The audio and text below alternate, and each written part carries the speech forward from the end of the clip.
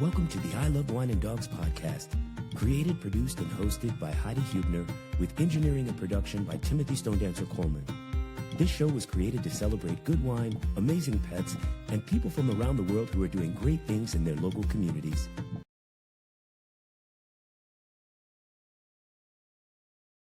Hi, Tim. Hi, everybody. Welcome back to our show. We're so excited to be back again. Yes! How are you, sister?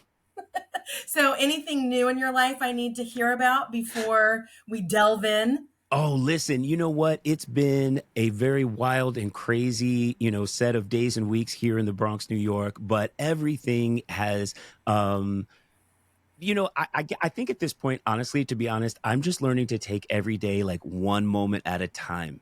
Right. Like there's so many things that are happening in life. I feel like everybody's like super intense with every little thing that happens. So I'm just learning how to breathe my way through it. How about for you? It's funny. I feel the same way. And I've had conversations with friends. I don't know why we just feel like we're all over the place all the time. Yeah. And it's the same thing. I've learned it's always going to work out, whatever Right. it is. If we just breathe and take a minute. I swear by my Headspace app that I will use that if I just feel like I'll put it on. There's like, quick meditations or breathing things.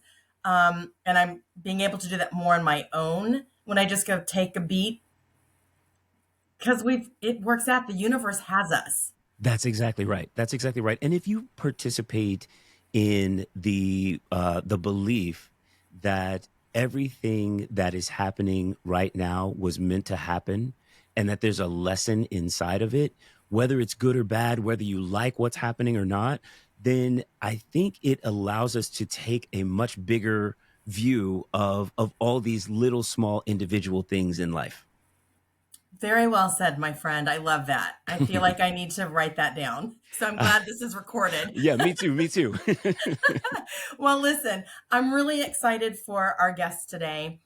Bill Crowe is an amazing person, friend, mentor to me, and has just done so much to make the world and things for people and animals better. Bill and I have a background. We've known each other for a long time, much like you and I. We come from the entertainment world. Bill has a beautiful voice and was an incredible dancer, and he can still do the splits. He can and bend forward and stretch. I think our bodies just always remember how to do that. But he's done so much, and from entertainment, he moved into this nonprofit world. So without further ado, let's bring on our guest, Mr. Bill Crowe. Hi, everybody. Hey, Bill, welcome to the show. Thank you. Happy to be here. So, Bill, tell us a little bit about your background in entertainment. When did you start classes? When did you first know you wanted to do that? Well, it was in college. I auditioned for a show and got in, and it was like I was bitten, by the bug. And so I ended up changing my major to theater. And then from there moved to New York after I graduated and, worked my fingers to the bone, and all I got was bony fingers. So I started doing other things, and, I wanted things to be fulfilling. I didn't want to just, work. So I started volunteering for a lot of nonprofits. And at the time, AIDS was raging. So I was volunteering for Project Angel Food and things like that. And then they really needed people. They needed people that could manage things because everybody had a really warm heart and wanted to do well, but they didn't necessarily have the management skills or the administrative skills. And before I knew it, I was the director of Project Angel Food and was running that for a while. And from there, moved to other nonprofit organizations. And about 20 years ago, my love for animals kicked in with my experience with nonprofits, and I started running the Pet Care Foundation. And we're a nonprofit who saves animals in LA City and LA County. And I've been doing that it'll be 20 years in December. I'm going to back up for 1 second. Okay, Growing back up, did you have animals? No. It's all good because it's all, again, part of this. Yeah. Growing up, did you have animals? Oh my God. So many. And, you think of that kids are the ones that bring in the strays. Well, my father was the one that brought in the strays all the time. And my mother would just roll her eyes and go, oh my God, another one. But my dad's love for animals, he just could not turn away a stray. So we had multiple cats, multiple dogs, always. So again, the animals were part of your life growing up as a child, and entertainment, but there was always this draw to do good, help, this heartstrings. Hey, and that's actually is that where we met? Yeah. That's where we met. There was a Heartstrings, which was an AIDS benefit musical. And Heidi and I were both dancers and singers in that. And that's where we met 10 million years ago when God was a baby. That was a great show. Yeah. So, and I don't even remember what year that was. It was a long time ago, Let's but not talk about it. But again, like, we had this connection and this wonderful group of friends, and then kind of lost track because this was before social media and cell phones and all of that stuff. Yeah. And then, shortly after I got this job, I was, trying to figure out who was who in the animal world because I didn't know. And people kept talking about Heidi, who worked for the LA animal shelters. I wondered, Heidi, is it Heidi? My Heidi? And so I ended up calling her, and she answered the phone. This is Heidi. I was like, is this Heidi Huebner? And she went, yeah. And so, it was like, oh my God. So we were meant to come back together. Absolutely. I literally remember where I was sitting at my desk answering the phone. Oh, me too. Right? And it was like, oh my God, Bill Crowe. Of course, we had 1,000 things to catch up on, and both being in the animal world at the same time, like in jobs, like actually making a living with our passion. It was like, how lucky are we? Yeah. Yeah. And I still feel that way. Because as hard as working in the animal world is, and most nonprofits are that way, it's very rewarding. You have to focus on the successes that you have, because if you don't, you're just going to be sad all the time. And if you're sad all the time, you're not as effective. So. Absolutely. And just really quickly, I don't know if you can see my shirt, but I have to show this. It says dog mom. Yes, this is what you got me. I love it. Because she is a dog mom. And cat and horse and everything. Yeah. We're mothers and fathers to all living creatures. But this is one of my favorite shirts. So I wanted to make sure. I'm glad you like it. I love it. I have a lot of shows I'll be wearing for this show that Bill has given me. I tend to buy. There's a website called greatergood.org, and they sell products, and all the money from the product sales go to animal organizations, or you can pick whatever charity you want. Breast cancer, hungry, all that stuff. That is a great site. And on that note, we're going to take a break, and we'll be right back. We'll be right back after these messages.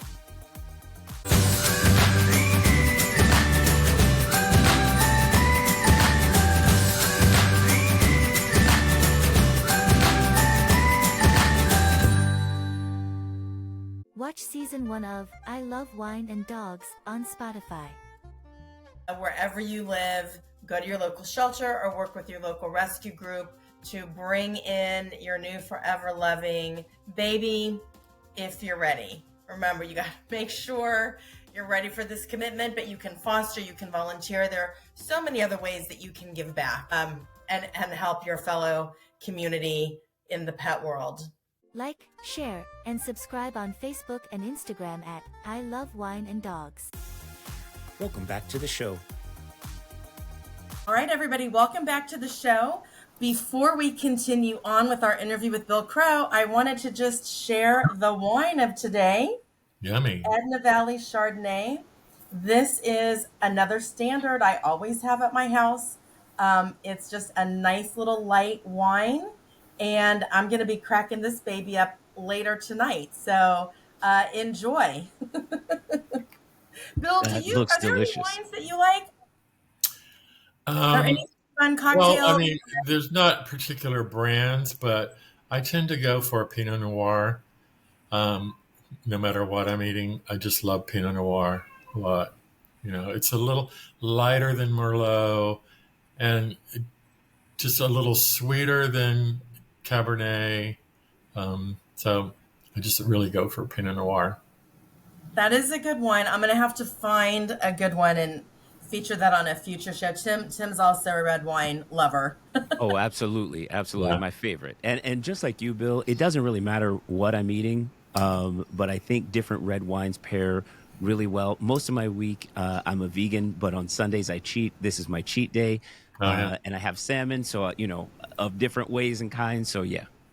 Yeah. Well, and again, please, everybody, we would love to know what your favorite wines are, or if you are going to try the Edna Valley Chardonnay, or if that's one of your staples too. You can find us on I Love Wine and Dogs, all one word, on Facebook to be interactive with us, or you can find us on Instagram. Again, I Love Wine and Dogs, all one word. Okay, so let's get back to Pet Care Foundation. So Bill, Paula, tell us how Pet Care started, and then we'll go into everything that you're doing. Okay. Paula Kent Meehan founded Pet Care Foundation, and you can Google her. She's a very well-known lady in the beauty industry. She created the company Redken, um, and she started from nothing. She was a high school dropout. She just was allergic to hairspray. So she created her own hairspray. And then she thought, well, there are probably other women that might be allergic to hairspray. And so she created her own hairspray that she could use herself. And back then, salons did not sell products. So she went around and was peddling her hairspray to all the salons. And before you know it, they were selling it in all the salons. So she's really credited for that whole retail thing that goes on in salons now. But anyway, she became a very wealthy lady from Redken, and she sold it to L'Oreal in 2004, right before the big Northridge earthquake.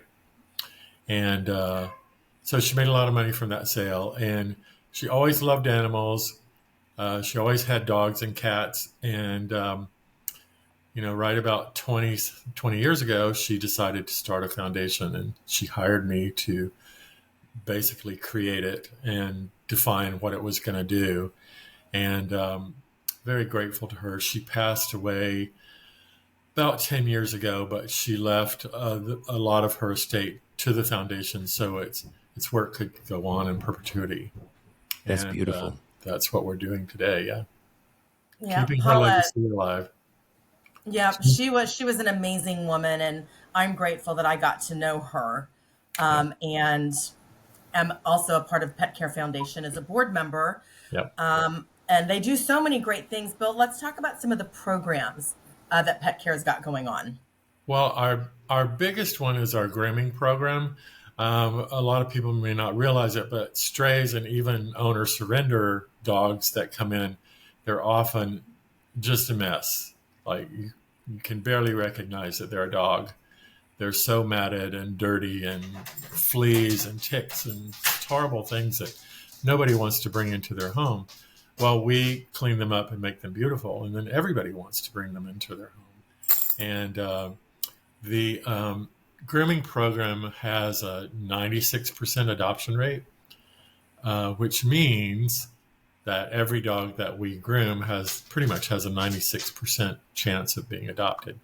And we've been doing that for quite a long time, and it really falls in line with Paula's whole history, because she was in the beauty industry, and We came about it quite by accident because her granddaughter-in-law came to me one day about 5 years after we started the foundation and said, I'm a dog groomer.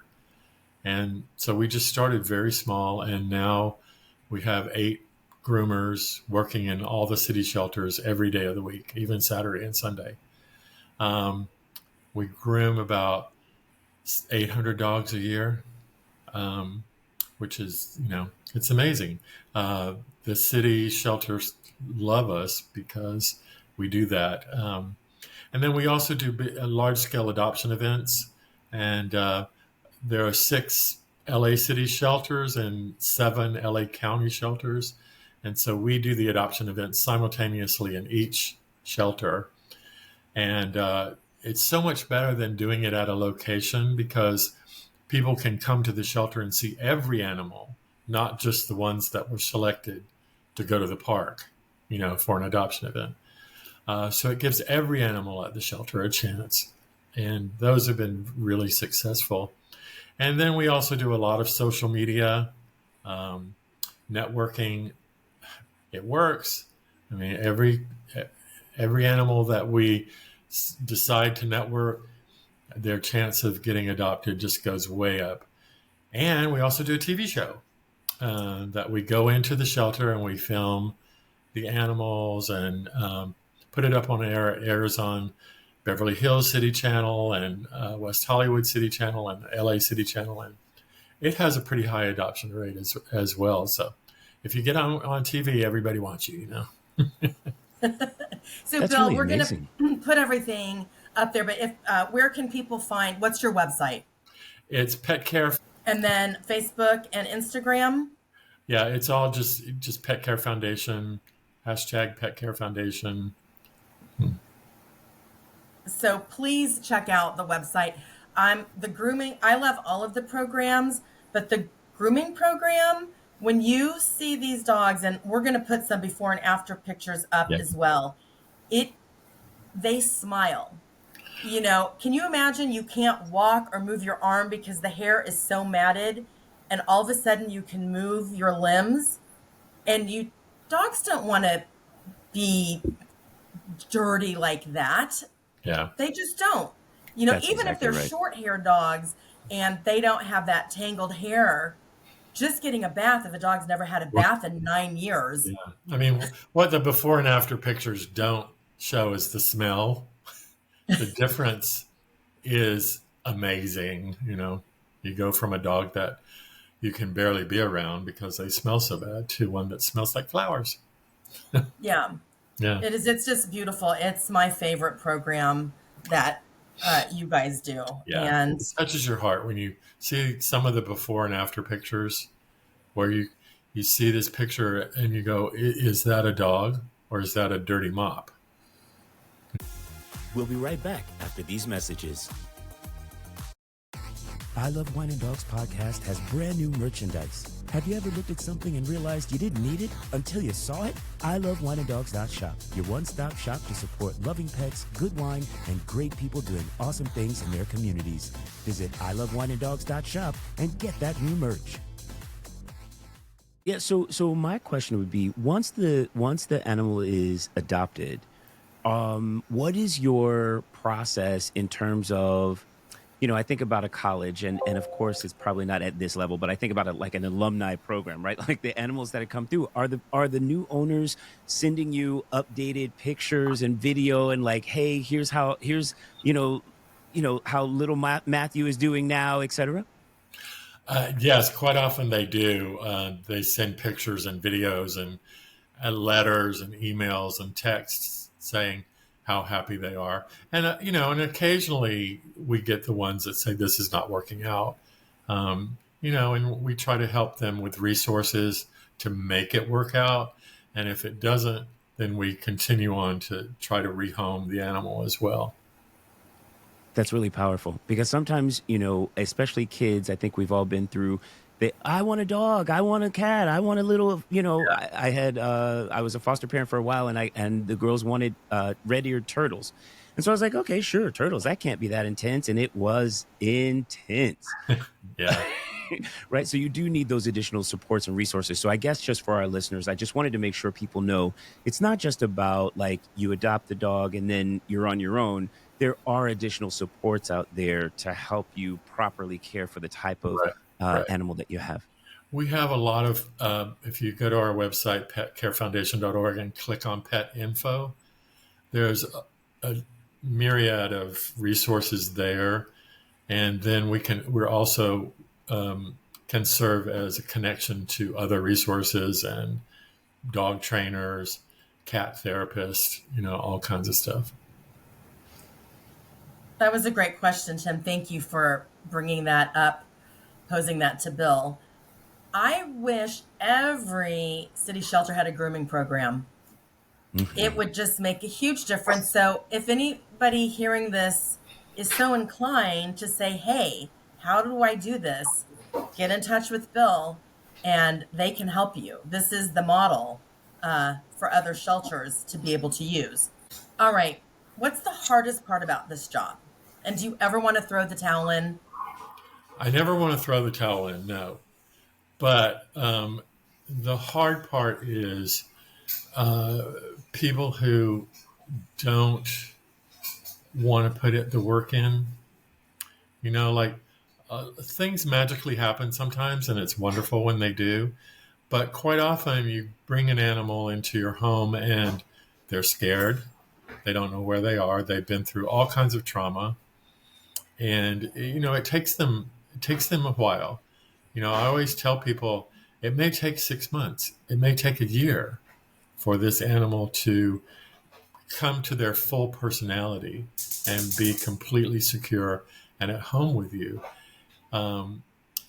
It may not. It may happen magically that day. You never know. But I always say you got to be willing to put the work in. Like any relationship, you got to want to make it work. You got to provide the love. You got to provide the security and training if it needs training too, because they don't know where they are. They don't know the rules in your house, and they don't know you. So sometimes it takes time, and sometimes people aren't willing to do that, for whatever reason. So it gets a little frustrating when the people are not willing to do that. All right. So, Bill, why do you think? I feel like we had a while where we were doing really good about adoptions in the shelters and not all these animals coming back.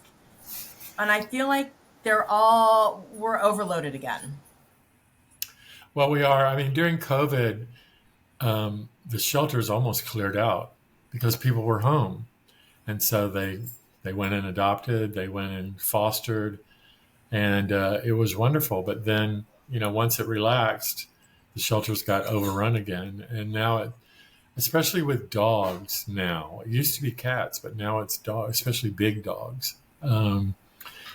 We're just so full of big dogs. It's crazy. Was it like a major shift? Like once COVID was over and the world was kind of like moving again, did you see like a huge wave of animals then start to come into the shelters?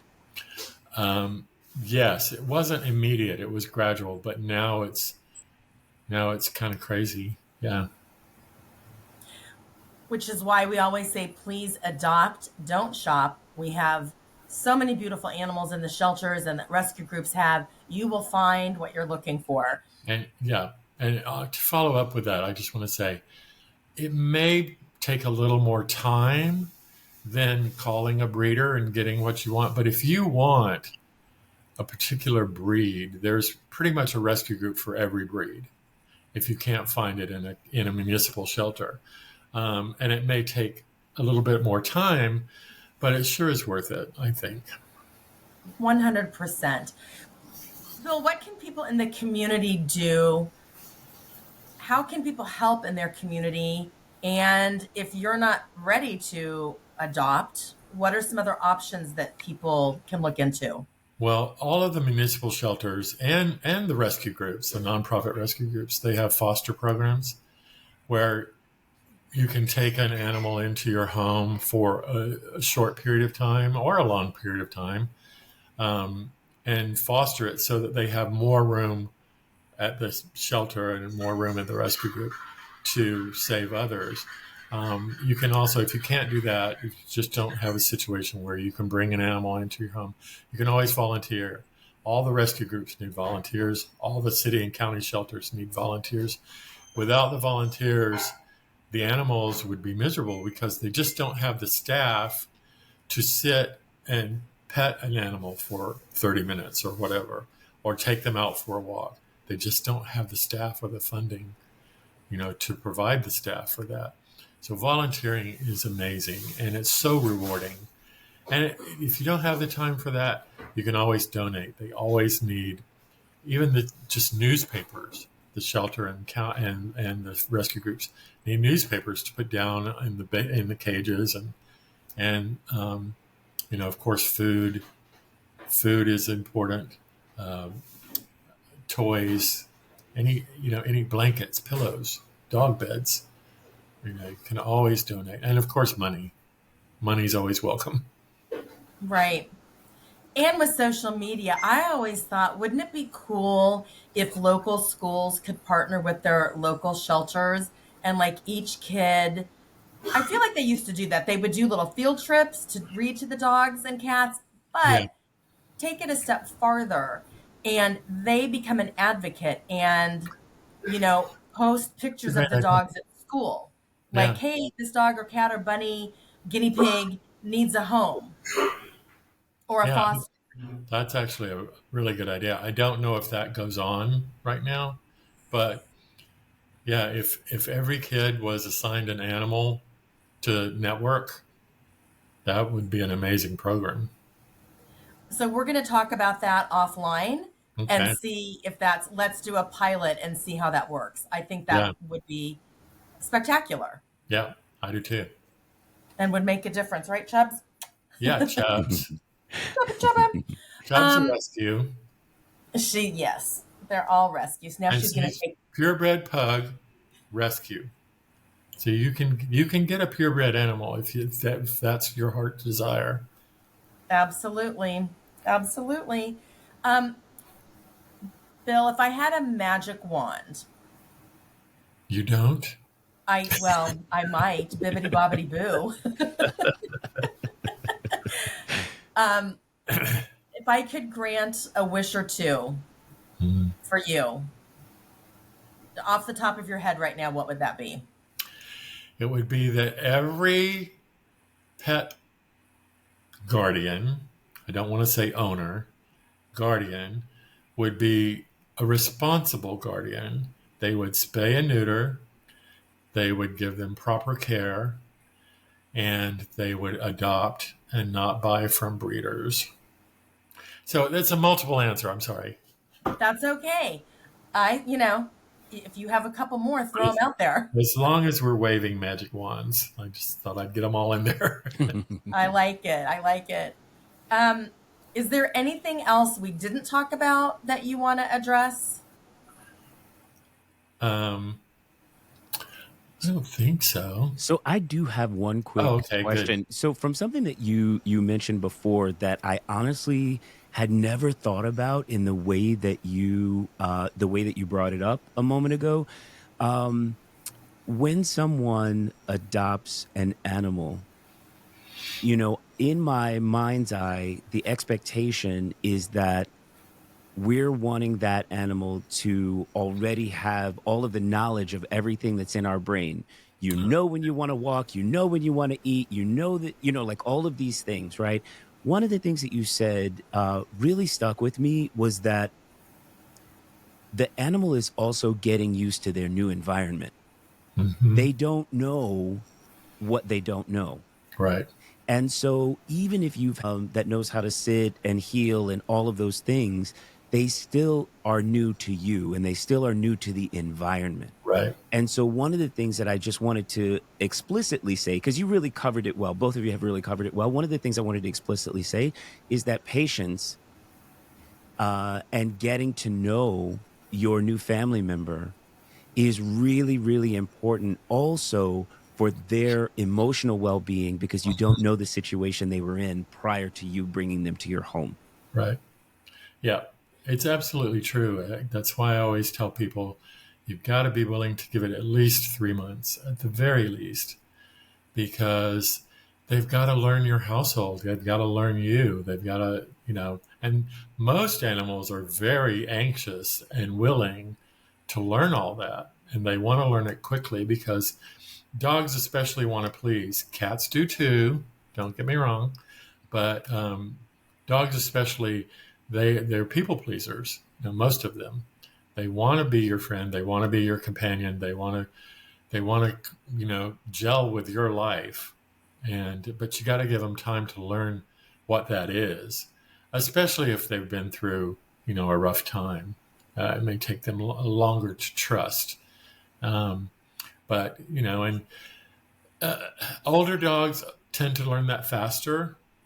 I try to gear people towards the 4, 5, 6-year-olds, because they pick it up faster. They've been through it, so they learn faster. I understand people love puppies. Puppies are cute, but it's like bringing an infant into your home. They take a little bit longer to learn. You got to be willing to go through all the mistakes that they're going to make, and they're going to make them. And patience, yes, patience is a virtue. Absolutely. She's falling asleep. You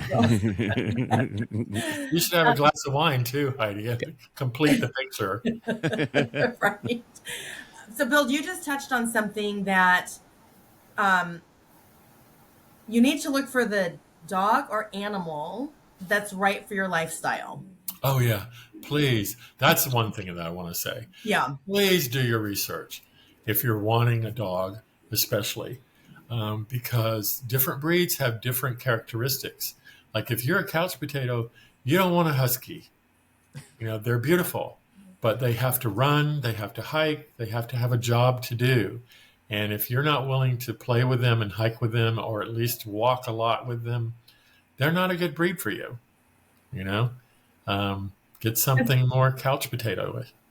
Or same thing like a Jack Russell. Jack Russells are busybody. They need to be stimulated as well. So don't think little dog equals, they don't need that much exercise. Right. Especially Jack Russells. They love to go, go, go, go, go. That's why they do a lot of agility. That they were bred to be very active. So if you're not a hiker, jogger, don't get a Jack Russell. Don't get a husky. Get something that's calmer. Yeah, thank you. That's really, really important because, right now we're inundated with huskies at the shelters. It's heartbreaking. They're gorgeous. They're gorgeous, but people get them because they're gorgeous, and then they don't train them properly, and then they've got this 100-pound dog that's running around their house, driving them crazy. And so they turn them into the shelter, and it's unfortunate. But it's like Heidi said, you would be shocked that the shelters would be so full of these beautiful, beautiful animals. But they are. There's so many huskies and German shepherds. I love German shepherds. I know. I have one sleeping right there. And pit bulls, of course, they're full of pit bulls. But surprisingly, German shepherds and huskies are right up there with pit bulls in the shelters.